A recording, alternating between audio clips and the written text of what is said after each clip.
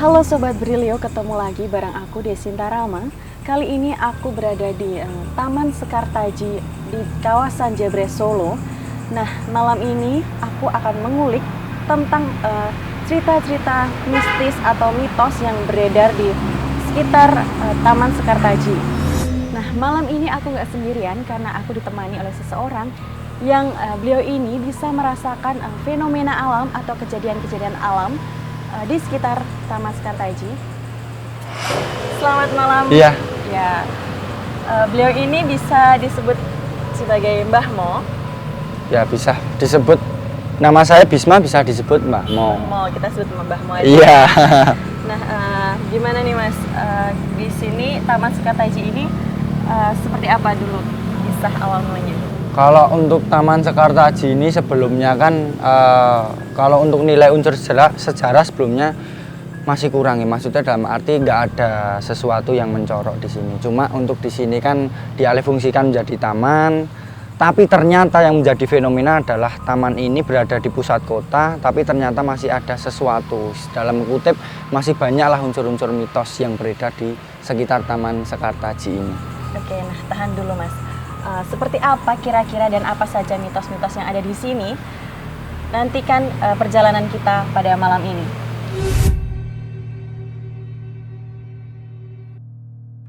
Taman Sekartaji Solo merupakan taman kota seperti pada umumnya.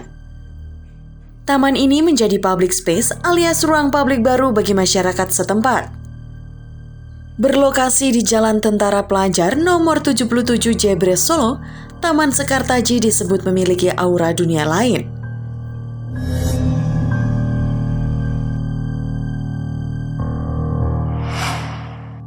Dilansir dari berbagai sumber, beberapa warga bahkan sempat melihat penampakan di Taman Sekartaji ini. Nah, berarti kan taman ini kan hitungannya masih baru ya? Mas? Masih baru, cukup baru. Nah, ini cerita dulunya gimana sih Mbah Mo?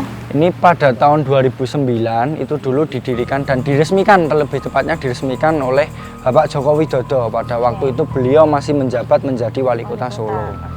Setelah itu taman ini kurang terawat sampai sekarang, sampai sempat dulu itu pernah dijadikan oleh masyarakat yang kurang bijak kan, akhirnya dijadikan tempat buat ada yang pesta minuman keras, ada juga yang buat mesum, iyalah banyak disalahgunakan.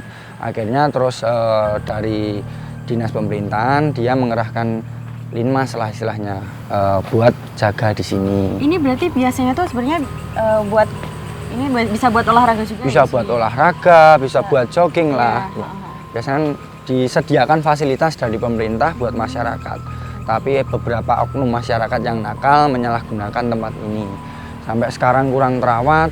Dan banyak dibumbui dengan itu tadi isu-isu mitos. Ya mungkin hal itu yang membuat masyarakat sekitar menjadi minat untuk kembali ke sini menjadi berkurang.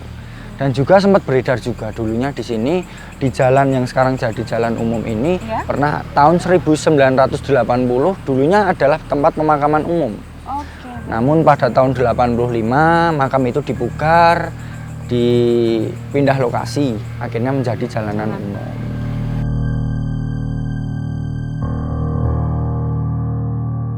Di sini ada beberapa fasilitas-fasilitas lain juga. Di situ ada taman bermain. Mungkin ini untuk area anak-anak ya, Mbah Mo ya? Buat playground lah, Buat istilahnya playground playground juga disediakan. Di sini ada gazebo. Gazebo, iya. Kalau dilihat ya kondisi saat ini sih Taman Sekartaji ini kurang terawat karena mungkin orang juga udah menurun tertarik ke sini, jadi kayak udah tak terawat gitu. Sebelum ke mitos-mitos yang beredar di Mbah Mo, kalau Mbah Mo sendiri saat ini merasakan suasana di Taman Sekartaji ini seperti apa? Karena kan Mbah Mo yang lebih peka ya, mungkin bisa dijelaskan.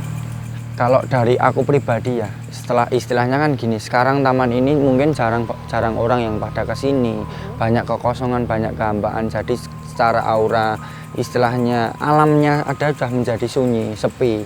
Jadi mau nggak mau kan tetap banyak lah istilahnya makhluk astral yang entah dari luar atau memang berasal dari sini yang akhirnya mulai beraktivitas. Sebenarnya karena itu tadi kekosongan, kehampaan, aktivitas manusia yang berkurang di sini, akhirnya mereka jadi lebih leluasa. Tapi sebenarnya ini tempatnya tepat di pinggir jalan ya, jadi nggak yang jauh dari warga. Cuma ini memang karena mungkin udah lama nggak dijamah, jadi Nggak dijamah, jadi kelihatan gitu seperti ya. kayak ada sesuatu yang berbeda. Iya. Apalagi ini kan di bantaran sungai ya. Jadi secara logis mungkin kan, sana itu iya sungai? itu sungai. Jadi dengan adanya sungai juga kan menyebabkan kelembapan. Nah, lembab Iya, itu kan iya. yang mungkin disukai aura-aura negatif lah kalau kita bisa bicarakan.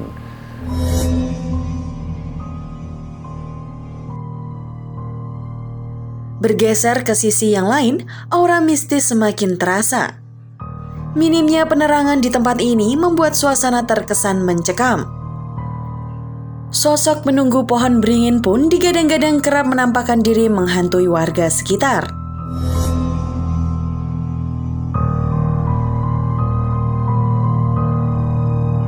Jadi untuk sekilas informasi, bantaran kali ini dinamai Kali Anyar. Kali Anyar ini berasal dari Kali Tempuran. Kali Tempuran itu adalah pertemuan dua kali. Jadi dari Kali Pepe sama Kali Gajah Putih bertemu, akhirnya airnya turun ke Kali Anyar ini lalu bermuara berpusat di Bengawan Solo. Iya.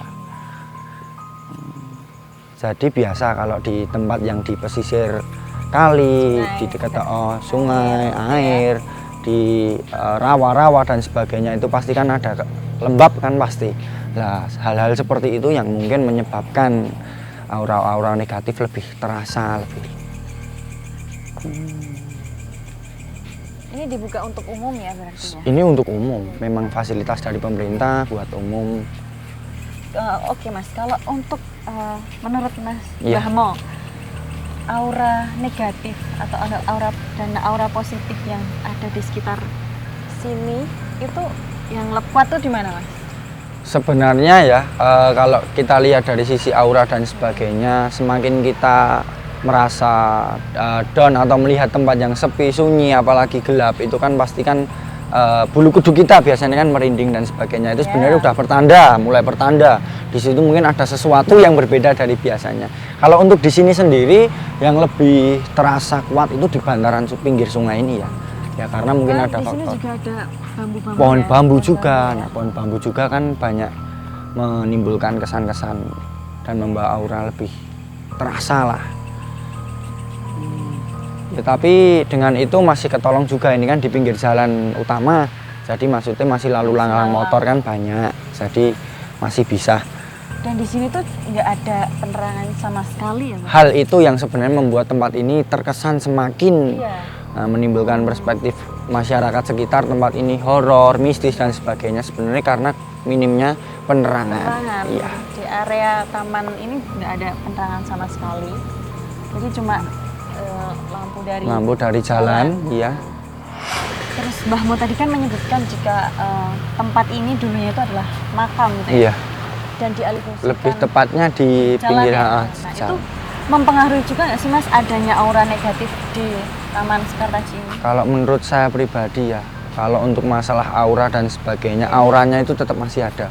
Walaupun mungkin sudah dipindah di relokasi ya, istilahnya dipindahkan untuk lokasinya, tapi aura-auranya itu kan masih tertinggal, masih ada. Nah, hal itu juga yang mungkin bisa membawa dampak aura ke komplek taman ini. Nah Mbah Mo, kalau konon kan di balik tembok ini kan ada pohon besar tuh. Iya. Nah itu apakah di situ tuh ada aura-aura negatif yang kuat atau Mbah Mo bisa merasakan seperti apa? Kalau kita kembali lagi untuk daya tarik energi selain di sungai tadi, memang khusus untuk di taman ini, di pohon besar ini memang daya tariknya sangat besar. Kalau kita flashback lagi ke belakang karena apa-apa dan sebagainya ya, mungkin secara usia, faktor usia pohon kan udah sangat tua ya? Jadi mau ndak mau kita percaya ndak percaya, tapi kan biasa tetap ada penunggunya. Sosok penunggu kita cuma bisa menghormati dia, menghormati istilahnya, kita bolehlah istilahnya untuk sekedar percaya, tapi ya jangan sampai terlalu kita untuk mengimani hal-hal seperti itu. Yang penting kita permisi, setiap dimanapun kita berada kita permisi. Apalagi ya untuk mitos yang sering beredar kan biasanya di pohon ini sama di area balik tembok ini ya. Di area balik tembok ini kan berarti di area sini. Jadi banyak sekali masyarakat sekitar itu yang melihat sosok bertubuh besar, berbulu. Banyak ada juga yang melihat sosok wanita, berbaju dan sebagainya. Untuk saat ini memang energi-energi dan aura yang aku rasakan mereka ada di sekitar kita. Tapi terlepas mereka benar atau tidaknya itu kembali kepada kepercayaan kita masing-masing secara kita pribadi ya.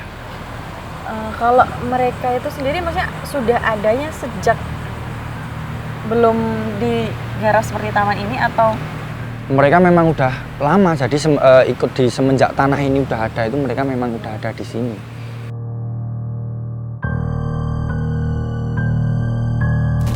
Oh ini kan letaknya di pinggir jalan banget ya. Iya. Dan aura negatif ini tuh apakah mereka bisa mempengaruhi pengguna jalan dan mungkin nggak tahu mungkin menyebabkan kecelakaan mungkin atau seperti Nah, apa? satu hal ini yang mungkin perlu kita garis bawahi ya. Iya. Ya sebagai untuk kita pembelajaran bersama lah. Istilahnya kan sering banget terjadi kecelakaan itu biasanya menjelang maghrib.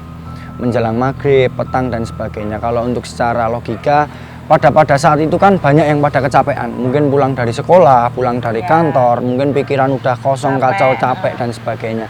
Nah, ketika seperti itu kan aura itu kan bisa membawa, setidaknya membawa, mempengaruhi para pengguna jalan dan sebagainya, membuat goyah pikiran, fokusnya terhambat, akhirnya bisa menimbulkan kecelakaan dan sebagainya. Maka dari itu kita ya diawali sebelum kita berangkat kemana aja selalu diawali dengan doa lah, dengan doa. Kita boleh percaya, tapi ya itu tadi ya udah, yang penting kita udah yakin setiap lewat tempat yang menurut kita tanda kutip itu ada sesuatu yang berbeda ya kita uluk salam, klakson lah minimal, permisi dan sebagainya. Nah dengan adanya banyak mitos-mitos terkait aura-aura negatif itu, Ya. sebenarnya kita sebagai orang awam itu tuh menyikapinya itu baiknya seperti apa? Jadi gini ya, kalau untuk kita bersama sebagai pembelajaran khususnya ya kita sama-sama belajar istilahnya. Untuk menyikapi hal-hal seperti itu, hal yang perlu kita tekankan, mau percaya tidak percaya kita hidupkan berdampingan pastilah dengan hal-hal seperti itu. Ibarat kalau di Cina biasanya yin dan yang, jadi setiap kegelapan pasti ada kebaikan dan sebagainya. Itu selalu berdekatan. Kita pun sama, kita hidup mesti berdampingan dengan hal-hal seperti itu. Maka dari itu ya itu tadi, kita yang penting uluk salam, kita selalu berdoa setiap mau berpergian. Jadi kita boleh kalau ibarat aku nggak percaya hal seperti itu, oh, it's okay, kamu nggak percaya, it's okay. Cuma dalam apalagi kita hidup di tanah Jawa dan sebagainya, yang namanya uluk salam permisi itu pasti tetap di setiap tempat itu pasti ada yang nunggu lah. Yang penting kita sebagai manusia harus menyikapi, kita tetap bertindak sewajarnya sebagai manusia. Yang penting kita tidak melupakan istilahnya kasanah kesopanan kita, sopan santun, tata bahasa dan sebagainya, gitu aja. Nah di taman ini kan banyak tumbuhan-tumbuhan ya sebenarnya yang itu tuh bisa membuat suasana di sini tuh menjadi sejuk. Tapi bagaimana Mas dengan adanya aura-aura negatif itu, apakah mereka itu bisa mengurangi atau bagaimana cara mengurangi dari aura-aura negatif tersebut? Ya sebelumnya kembali lagi, baik dan buruknya itu kan kembali ke pribadi kita masing-masing. Kalau kita istilahnya berniat baik, itikat baik dan sebagainya, mereka tahu kok, mereka semua juga istilahnya ini mungkin tempat mereka, tapi kalau kita bermaksud berniat baik itu sebenarnya baik. Tapi untuk saran aja, kemungkinan kalau ini mau mungkin sedikit mengurangi kesan mistis dan horor, mungkin diperbanyak lagi lampu-lampu di titik-titik, penerangannya diperbanyak lagi, supaya menimbulkan setidaknya kesan lebih cerah, lebih terang lah. Gitu. Kalau untuk setelah itu kan pastikan banyak aktivitas lagi manusia istilahnya masyarakat sekitar aktivitas di sini lah. Itulah yang kemungkinan akan menimbulkan akhirnya mengurangi lah sedikit banyak istilahnya aura-aura negatif yang ada di sekitar area ini. Nah Mbah Mo, kalau semakin rimbun ini kan katanya tuh semakin diminati ya. Apakah memang seperti itu? Sebenarnya Secara ini bagaimana? hal yang paling utama itu adalah mereka kan suka tempat yang lembab, yang kotor dan sebagainya. Apalagi kan di sini minim aktivitas dengan sekarang gelap, dengan hal yang lembab ditambah yang sekarang rimbun-rimbun kurang terawat seperti ini, mereka semakin suka, semakin leluasa beraktivitas. Apalagi minimnya masyarakat manusia istilahnya yang datang ke sini. Kurang terjamah manusia, jadi mau nggak mau mereka lebih leluasa beraktivitas. Ya, karena di sini memang pohon-pohonnya terlihat begitu rimbun ya, rimbun dan semua. iya, kurang terawat. Jadi ini lembab juga, jadi mungkin banyak Aktivitasnya mereka kan lebih leluasa, akhirnya Iya. melihat, wah kok tempat ini nggak terawat. Iya. Mereka akhirnya semakin suka, semakin nyaman. Taman Sekartaji memiliki area yang cukup luas. Semakin ke ujung, taman ini terlihat semakin tak terawat dan dibiarkan begitu saja. Fasilitas taman yang lama tak dijamah hingga tanaman yang tampak begitu usang menambah kesan horor pada tempat ini. Nah, Sobat Brilio, kali ini aku ada di jembatan yang berada di area Taman Sekartaji, dan ini terlihat rimbun ya. Di sini banyak tanaman-tanaman yang tidak terawat. Nah, bagaimana Mbah Mo?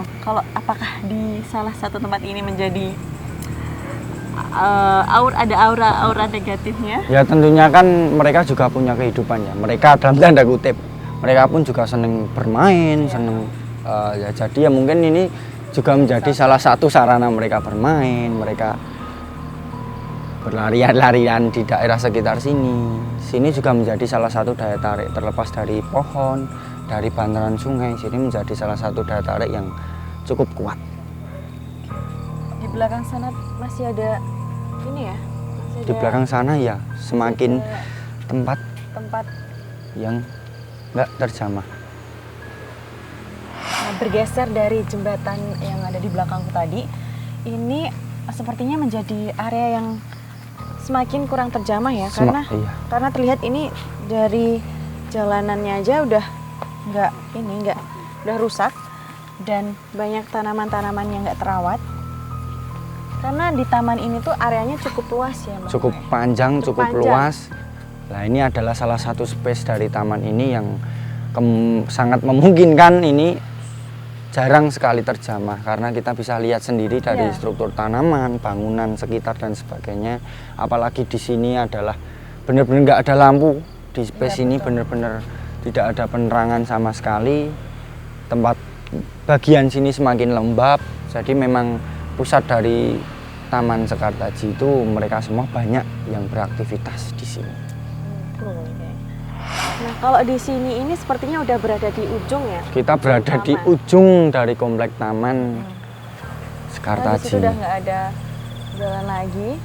Benar-benar langsung ke pohon-pohon bambu dan pinggiran bantaran sungai. Sungai Kali Anyar ya tadi. Sungai Kali Anyar. Disinilah pusat titik, istilahnya benar-benar lembab, benar-benar kosong, hampa, sepi, tidak ada penerangan, dan mereka suka, dalam tanda kutip mereka suka tempat-tempat seperti ini. Ya mereka banyak beraktivitas di sini. Iya. Tak bisa dipungkiri, keberadaan makhluk astral memang selalu berdampingan dengan manusia. Percaya atau tidak, Taman Sekartaji menunggumu untuk uji nyali. Mbah Mo, terima Iya. kasih sekali telah menemani aku buat mengulik dan menelusuri Taman Sekartaji ini. Nah, itu tadi Sobat Brilio, penelusuran aku malam kali ini di Taman Sekartaji area kawasan Jebres Solo.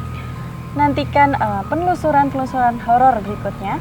Nah, kalau kalian ada rekomendasi-rekomendasi tempat mistis sejarah yang menyimpan banyak kisah mistis, misteri ataupun sejarah, kalian bisa tulis di kolom komentar Brilio News.